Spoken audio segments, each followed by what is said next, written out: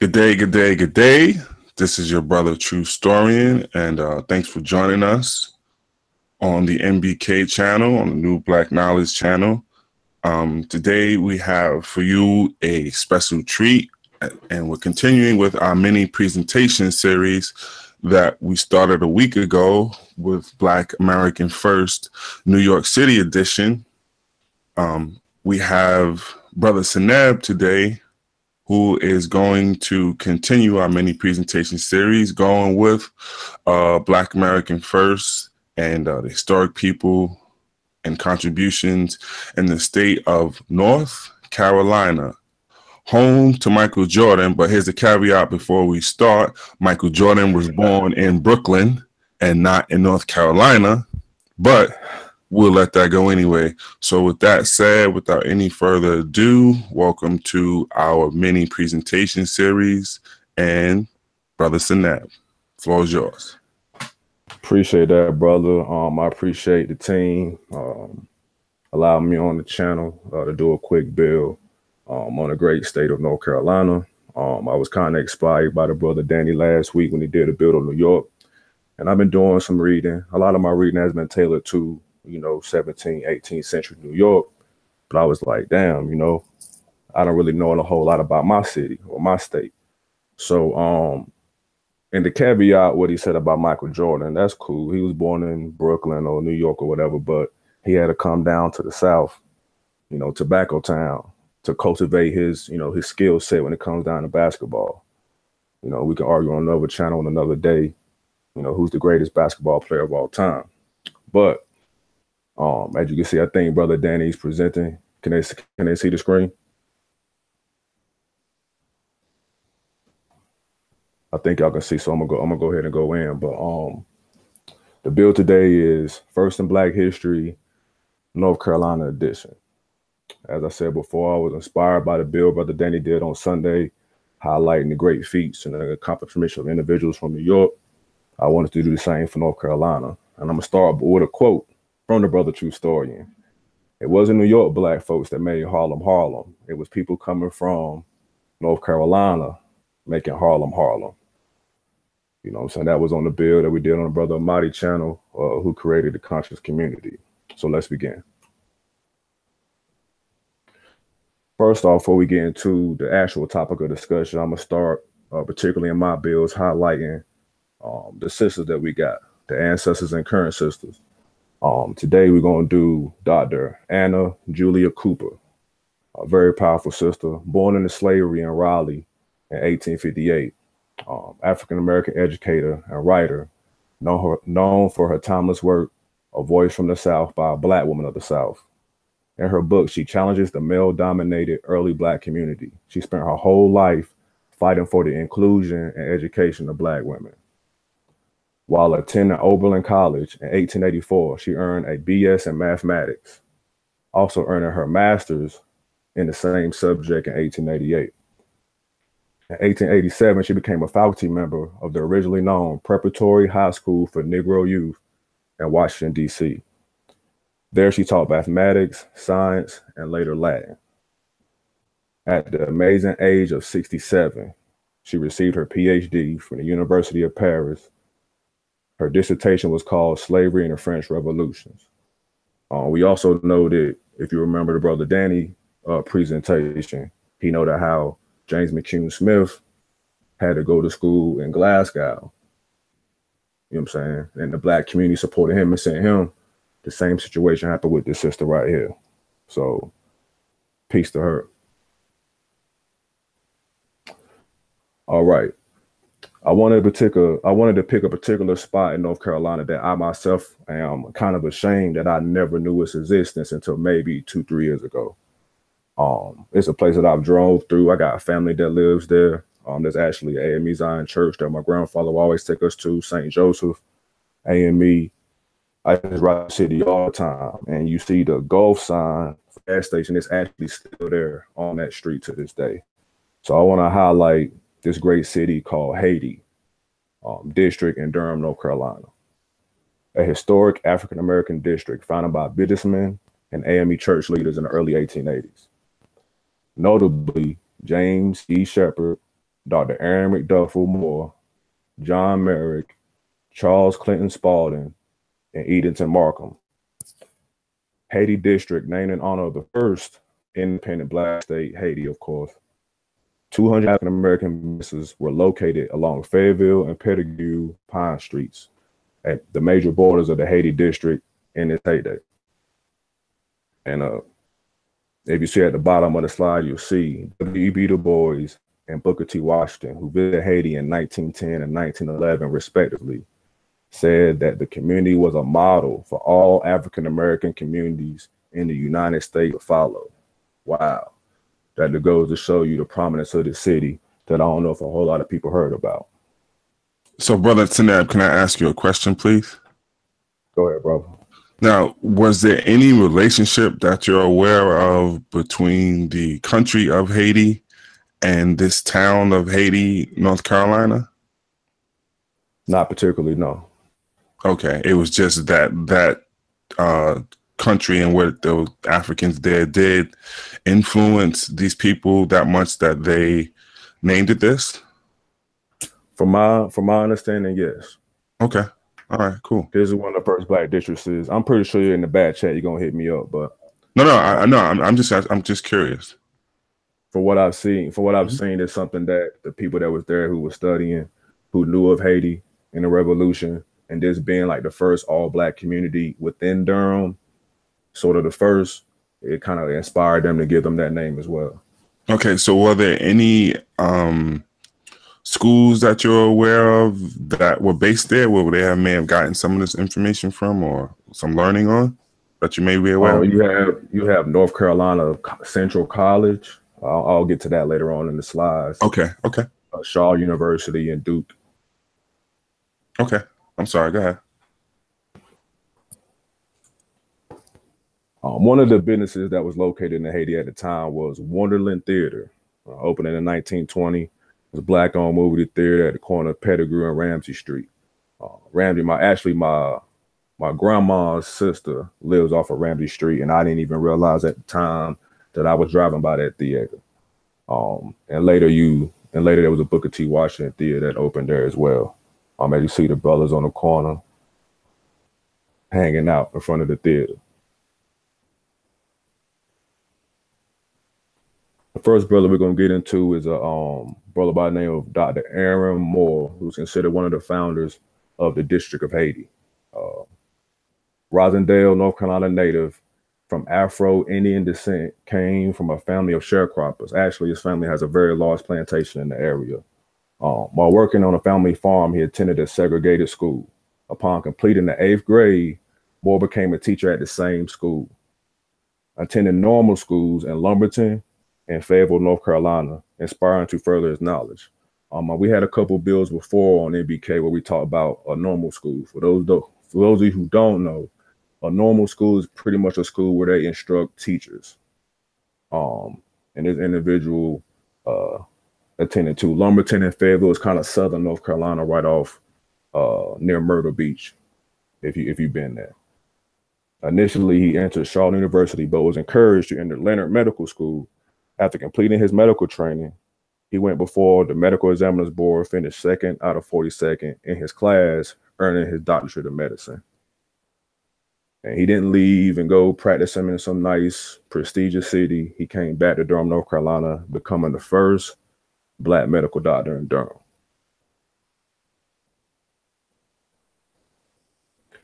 Another special thing about Dr. Aaron Moore was he was one of the founders of Lincoln Hospital. And the name of the actual hospital that was before Lincoln escapes me, but the situation was, I want to say it was Webster Webb Medical Center, but it only serviced white folks. Black folks had to go somewhere out of town to another school. So of course, Dr. Moore found that to be egregious and decided to found a Black hospital. So with the help of some other, philanthropists in the city, he was able to start Lincoln Hospital. The goal of the hospital staff was to reduce mortality rates of communities in the Black population. They focus on maternal and child health, infectious disease, and behavioral health. So, measles, chicken pox, smallpox, yellow fever, all those things that that was going around at that time. That's what that hospital specialized in. Lincoln expanded educational opportunities for Black student nursing, residency, and surgical programs during a time where few opportunities existed for Black folks in healthcare.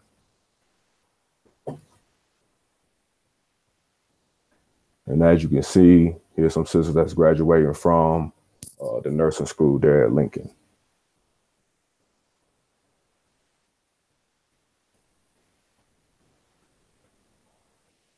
Now this brother, Dr. James E. Sheppard, this Raleigh native was a pharmacist, educator, and founder of the now known North Carolina Central University. Also, he served as the first president of the university for 40 years. Initially, in 1923, he received and created a normal school, later calling the school North Carolina College for Negroes, becoming the first liberal arts college in the nation for Black students to be state funded. Very important.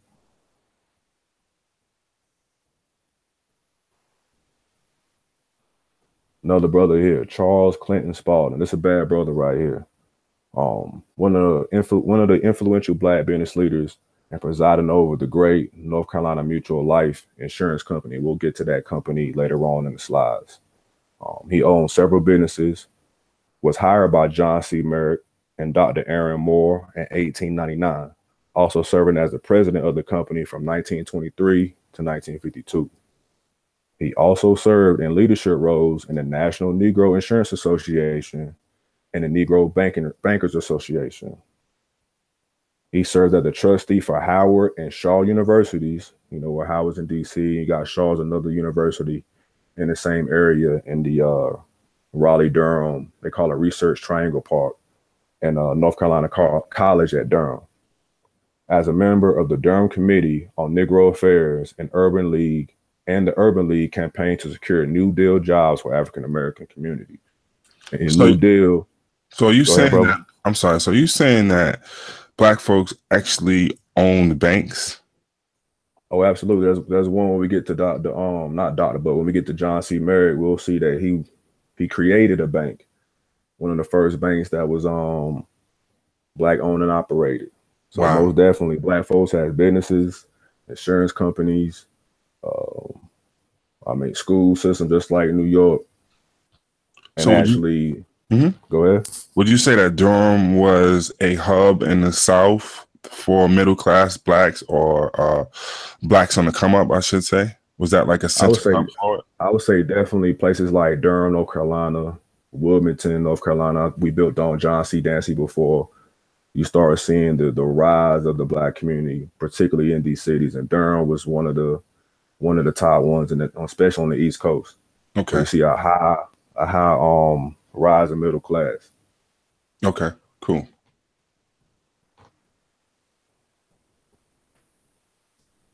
This brother right here, and shouts out to the True Story for sliding me some of this information a while back.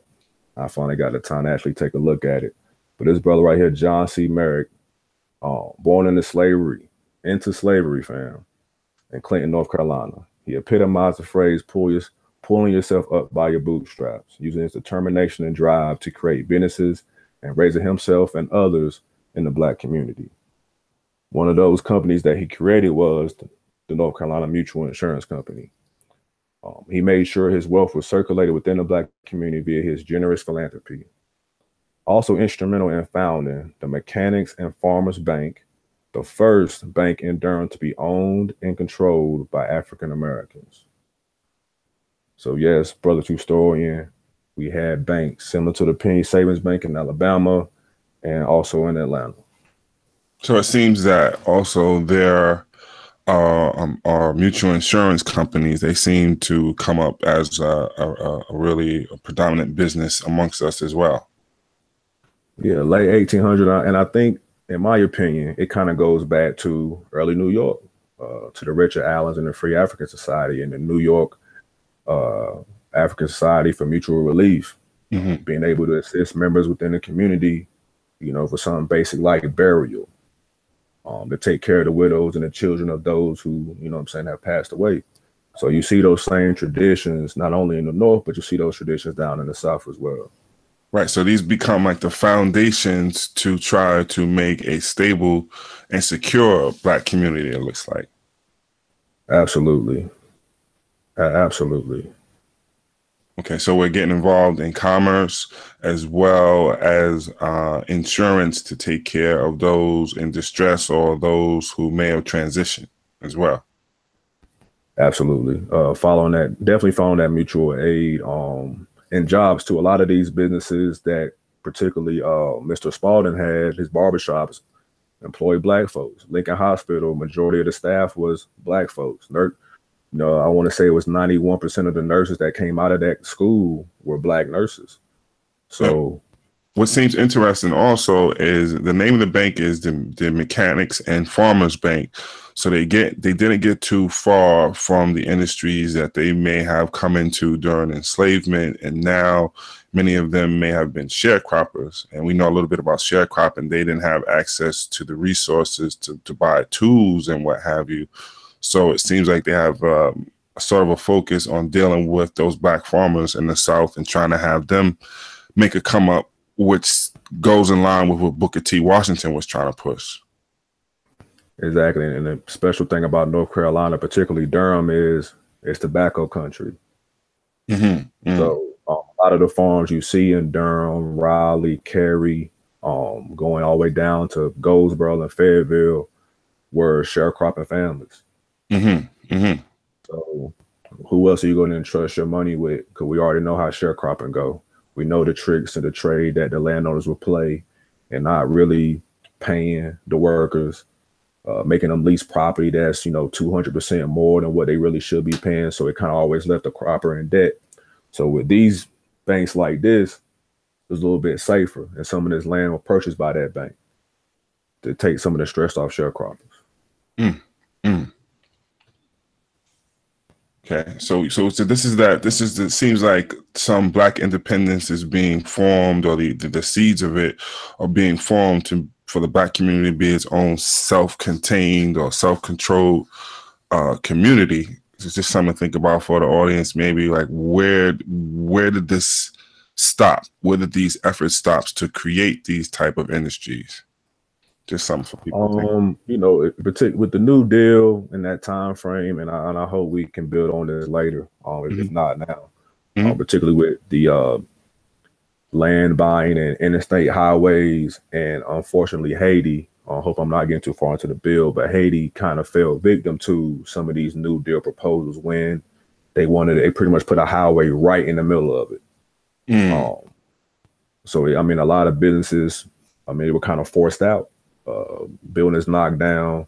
My grandmother has a picture of what Durham looked like, that her great uncle gave her from the early 1900s. And if you look at it now, it's completely different. You can actually see where the highway, I believe it's Highway 147, then the bypass for 440, and how the bypass in itself and highway, the bypass 440 and Highway 40 kind of really messed up the city of Durham and connecting it to Raleigh. But they kind of use those New Deal, interstate commerce plans to kind of disrupt this thriving Black community right here.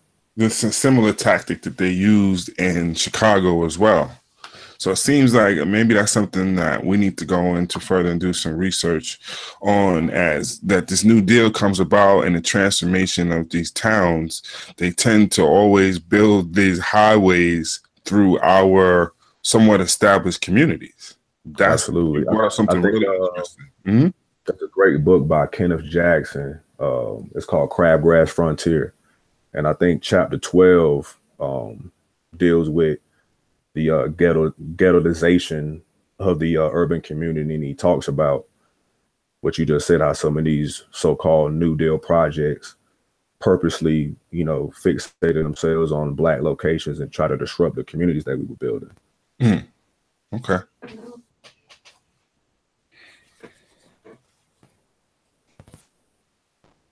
So North Carolina Mutual Insurance Company, its mantra was racial self-help and uplift. Founded in 1898 by John Merrick and Dr. Aaron Moore, North Carolina Mutual Insurance will become one of the most prominent African-American businesses in the United States.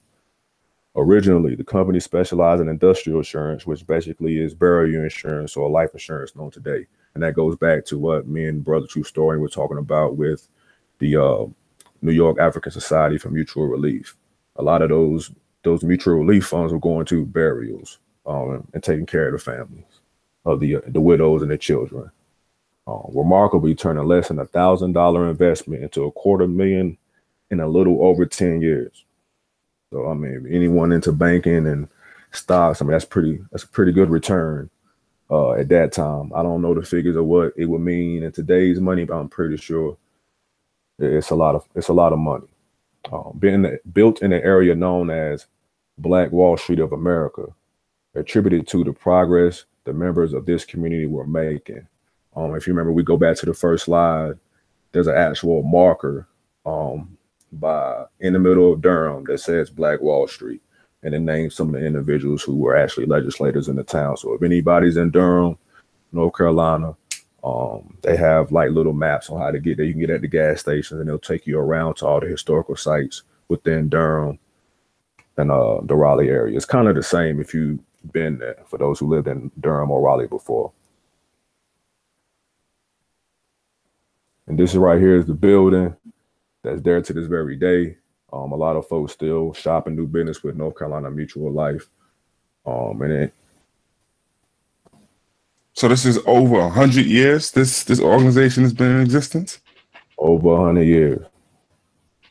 A lot of the members who are in leadership, they're actually descendants of, John C. Merrick and Dr. Aaron Moore. So could you go back to the previous slide, because you said something that's interesting. So the motto for this was racial self-help and uplift. And this is the time before maybe someone, Marcus Garvey, that it's attributed to, that we had this as a goal for us: self-help, do for self, as some of us would say, and uplift. Is this, I'm pretty sure they were, but is this mantra or this way of thinking connected to Booker T. Washington and the program and stuff that he's trying to implement? Definitely. Actually, for those in the family, let me see if I can go to that slide, excuse me, but there's actually, I want to say, some papers written by Booker T. So it's not surprising that this area was following the same mantra that was given out by Booker T and Garvey, because a lot of them were studying Booker T and Garvey. That's why a lot of them were so elated and surprised when Booker T and W.B. Du Bois came to the district to take a look at it. And the sources at the bottom of the page for the people if they want to check it out. So I mean, I'm not surprised, and it's somewhat evident that the people in this city were following the footsteps and reading the writings of Booker T in particular. So there's one organization that the audience can go and find out some more information on regarding these businesses, and it was set up by Booker T. Washington. It was called the National Business League, or you might see it as the National Negro Business League. And this was the national organization that was implemented to highlight and to assist these businesses to come up and grow. And what you're highlighting quite well is what's going on in Durham, North Carolina, and around North Carolina. And it's the same program that was implemented into other states. Someone in the chat mentioned Mountain Bayou, where that Negro Business League was influential, as well as the other states where they had Black towns and communities. Yes, absolutely. And then, it's the culture that's in this part of North Carolina, because you have, I would say Winston-Salem State is a cousin in Winston-Salem, but you have North Carolina Central, Shaw University, North Carolina, A&T is a distant cousin. The nucleus, even North Carolina State, University of North Carolina, and Duke University. And so, no one don't hit me with a gotcha moment later. Dr. Aaron Moore, he had to go to the Duke family. If the Duke family, people look up the Duke family, they're kind of how Duke University got its name, and they donated a considerable amount of money to Dr. Aaron Moore to help him found Lincoln Hospital. But the culture that's there, particularly when it comes down to the HBCUs, is, I mean, I don't know about anyone else, but I definitely want my children to go to one, particularly in this area, because my whole family is from between Raleigh all the way to the coast. This is where my family is. So there's a great emphasis. There's a great emphasis on having education at the center of these thriving Black communities. You just mentioned a number of colleges and universities, and it seems that they made a concerted effort to have education, and not just that, but higher education as a means to strengthen the community. It definitely was at the center. Between those institutions and the Black church, giving credit to, St. Joseph, AME, the top issue on their list was education. Okay. Definitely. So that's why you see all those kind of schools clumped in. And there's other reasons behind why they put Shaw and Central so close to North Carolina State and the University of North Carolina and Duke, because a lot of those cities are zoned together. A lot of those schools are zoned together. So a lot of the state funding that will go to North Carolina State or UNC or Duke will also go to Shaw and to Central. So it was kind of that, it seems like they kind of did that on purpose just to make sure that those schools, particularly North Carolina Central with James Sheppard, will be funded properly. Okay. Just a side note, a quick question. The CIAA tournament, is it always held in North Carolina? Yes. Is it for these reasons, you think? Say again? Is it for these reasons you think the CIAA is always held there? For those who are listening, the CIAA is, the colored, it used to be the Colored Intercollegiate Athletic Association, I believe. Let's verify. But yeah, those for the sports teams related to these schools, their tournament, I believe, is usually in North Carolina somewhere. I know the last few years has been in Charlotte, and that Charlotte's, it's the Central Intercollegiate Athletic Association. Okay. But CIAA, if those in the chat or that's listening don't know what CIAA is, it's just as big as the All-Star game. The same entertainers, actors, celebrities who go to All-Star weekend for the NBA, or the Pro Bowl, when the Pro Bowl was lit for the NFL, but CIAA generates that type of fan base. Hotel, like right now, you probably won't be able to get a hotel for CIAA weekend because it's already probably sold out. So Charlotte is becoming what Atlanta is right now. So if you're not paying attention or you're looking to move, definitely look at Charlotte. It's a lot going on in Charlotte. I think they're building a theater, not a theater, but a movie set, something like that in Charlotte. So, man, and go Panthers for all the Panther fans out there. Let's not get crazy. Please continue. Shout out to Cam. Shout out to Cam Newton. But if there's any questions in the chat, and just a disclaimer, I'm in no way trying to say I'm the proponent of North Carolina history, because a lot of this history I'm still learning myself. I just had a conversation with my grandmother maybe an hour before I did this build, and she was just giving me some things to think about, things to go look at and study, particularly in this Raleigh-Durham area. Well, this is important. This is what I will say is this is our mini lecture series. So as we grow, the people who happen to be witnessing this live will become involved, and we're just trying to expose them to different names, places, and people that they can do further research on, and you're doing a great job at that. So we don't have to go too in depth on these things, just giving exposure so people can look and see our influence, not only in the United States, but we will grow to talk about places in the Caribbean, our influence in England and France and all these other places as well. But I mean, it looks great to me. Let's keep going. Is there any questions anybody want to is there any other topics? I don't see any in the chats just yet, but if I do and they pop up, I will try to let you know. Anybody want to come and join in? Let's put somebody on the y'all seen me a couple of days ago on the hot seat. Let's get some folks in here on the hot seat. And I appreciate to all those who decided to tune in. Those of you in the chat, really appreciate you coming through and rocking with us as we, try to start something here with this First in Black History websodes. All right. Well, I think I'm gonna go back real quick. I'm gonna highlight some things that I didn't do with the sister in the beginning of the chat, Dr. Koop. Right. I just want to say how influential she was. She spoke at the first Pan-African conference in London. In 1900, she was there. And she also, I believe in 1885, was in the national, I don't know if it was Negro or Colored Women's Convention. She also was a speaker at that. And one of the, of course, we know W.B. Du Bois was there at that Pan-African conference. And also, for those of my family in the UK, John Archer was there. And John Archer was the first Black mayor of London? Absolutely. First Black, I think it was Battersea. The first Black mayor of Battersea Park. Okay. Shout out. How you doing, brother? Yes, Seneb.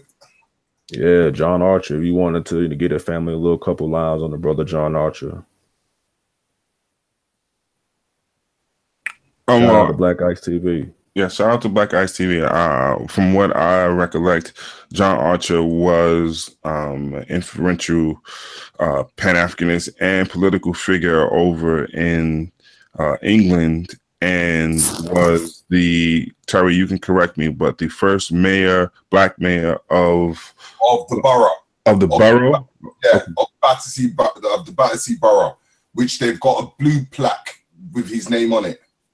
Okay, so would that be so London, and then London breaks up into boroughs, and he was a mayor of one of those boroughs?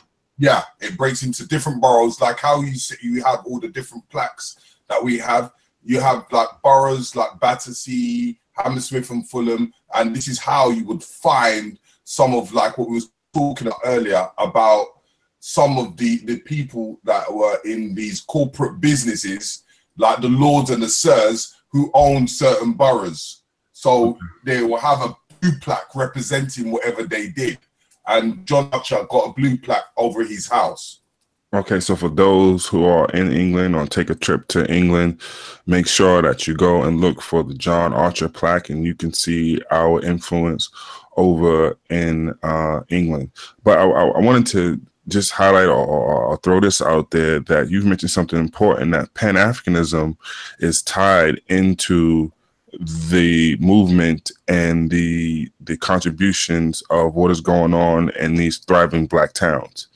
And you've mentioned Ms. Cooper, right? So we're aware of the issues that go on throughout the diaspora, Haiti, Africa, England.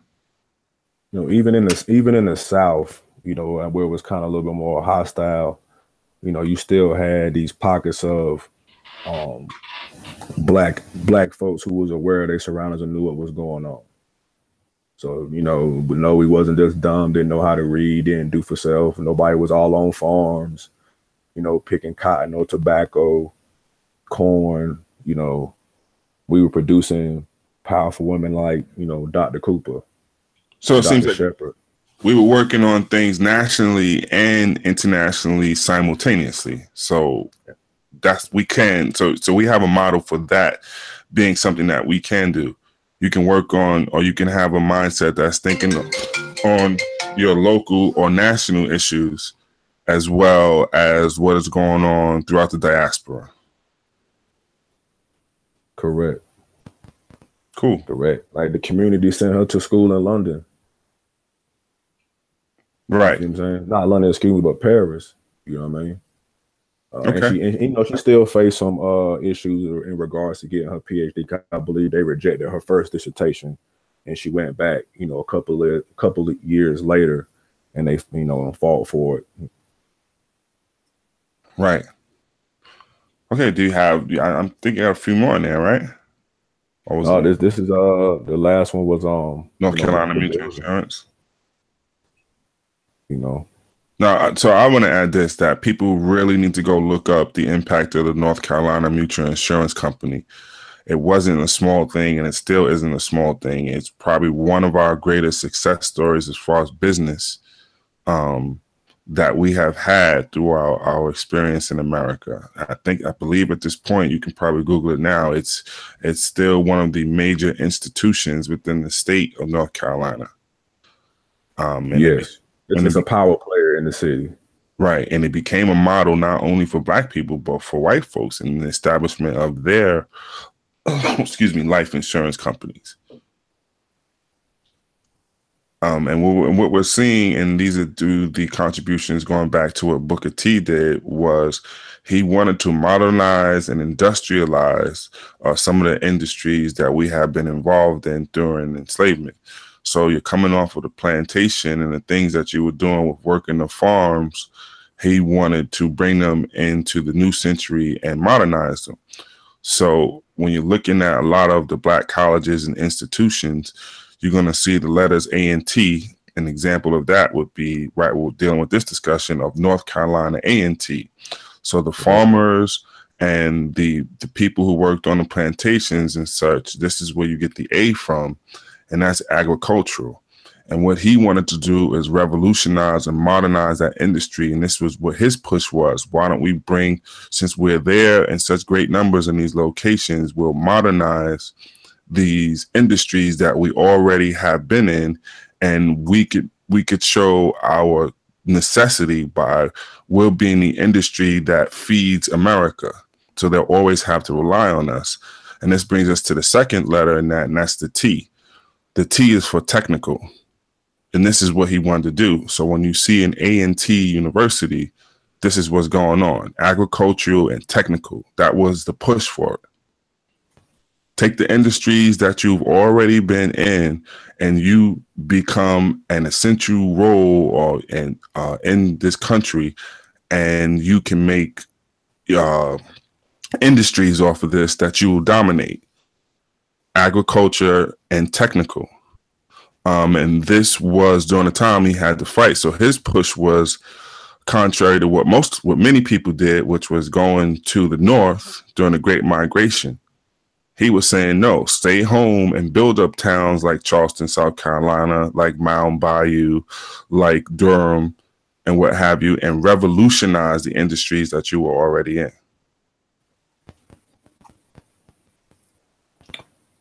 And that's something that we need to think about. So was us going to the cities, did it work out like it was intended? And we have, we have almost 100 years or so to reflect on that. Was us going to New York, Chicago, St. Louis, and Boston, and wherever else that we went in the North, did we achieve success in that manner? Or did Booker T have an idea we should have investigated further and staying home and revolutionizing the industries that we had through our experience in enslavement? So, Brother True Story, do you think it's safe to say that those who stayed in the South primarily followed the model of Booker T?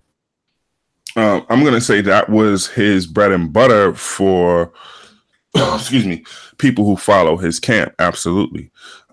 Because they were dealing with something else, and they were getting exploited through the process of sharecropping. And so he comes along with this plan to have them have some success in the areas where they have a history there now of 2-3 centuries in many cases. And they knew the areas, they knew the climate, and they knew the people that they were dealing with. So this was the base for us. They used to call it the Black Belt, and that was the South.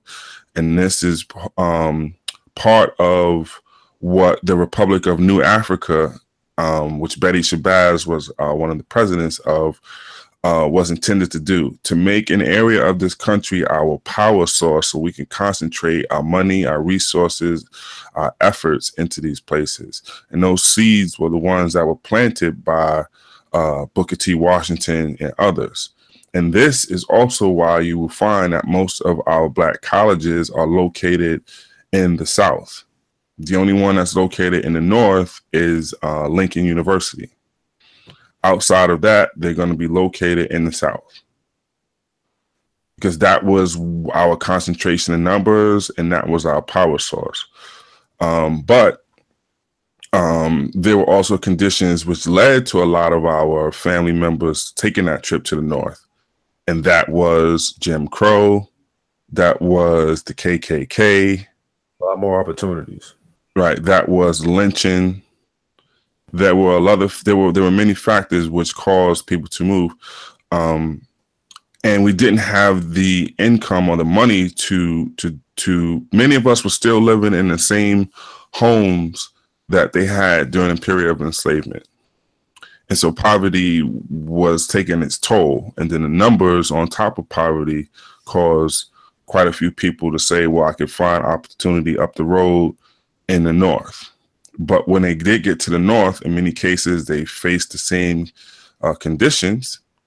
Whether it be Harlem, don't think Harlem was some street paved with gold. They just moved from kind of plantation homes to tenement buildings. Yes. And this particularly the area of the North Carolina. You got Shelby, North Carolina, which is the birthplace of the author Thomas Dixon Jr., who wrote the word Klansman. Like the birth, the rebirth, in my opinion, and some others would say, is definitely in this area, Shelby, which is not too far from the area that we're discussing right now. Right. So we got a great history of North Carolina. You gave some great names and some great institutions that people need to look into further. And we're showing our great history in the great state of North Carolina. So we have New York down. We have North Carolina down. We have 48 more states to go. And we have the islands. We have Canada, and we have Europe, as far as England and France and all the other places that we are. So I would ask everybody to stay tuned and buckle up, and make sure you tune in for this mini lecture series. And, you're going to get the names and the institutions that you want to expand your research and know your contributions right where you are. And this is your experiences of your people. These are the contributions that we made to the foundations of this nation. So with that said, if there are any questions in the chat or anything that people would like us to discuss, if we have the answers for it, we can. If not, like I say, this is a mini lecture series, so we won't keep you too long. It's been about 45 minutes, and then we're gonna try to keep them to around 45 minutes to an hour. So if there's any questions, I'll just take a peek in the chat. Yeah, this is just to kind of lead you to the water. You feel what I'm saying? If you had any interest in this area, or in Black history period, and you just want to expand your knowledge base on it, just provide you, like Brother Victorian said, with names, locations, institutions that you can check out for yourself. And Terry, are you still on here? So we have a few of our people who are from England, and many of us have gotten in contact or exposure to them through this YouTube world. So they are now on the spot and on the clock. So people like Jade, like Brother Terry, and the other people from England, you're on the clock, which means that your presentations and your teaching will be in the near future, because it's going to be very informative for people who only thought that Idris Elba and half of the new princess were the only Black people in England. So yeah, everybody who happens to be listening right now, you're on the clock. So, I saw somebody put in Mound Bayou and Mississippi, which is going to be a great one when we get to it, and all the other states that people who are tuning in are from or happen to dwell in. Get ready. And one more thing, let me say this. Yeah. We gave you Michael Jordan, family. No, actually, I mean, Brooklyn gave you Michael Jordan. he gave you Michael Jordan.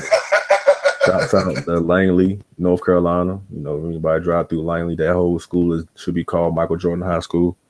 But you know, you're welcome. Yeah, you are welcome for Michael Jordan being born in Brooklyn. If it wasn't for that grass, he was dribbling that basketball along. Cause you know, down south, you know, we played on dirt, grass. You know, come on.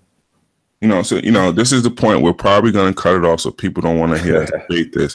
But if it wasn't for Brooklyn giving you what is arguably the greatest player in the world, in North Carolina probably would still have nothing but dirt. And we gave you Tracy McGrady, James Worthy, Sam Perkins.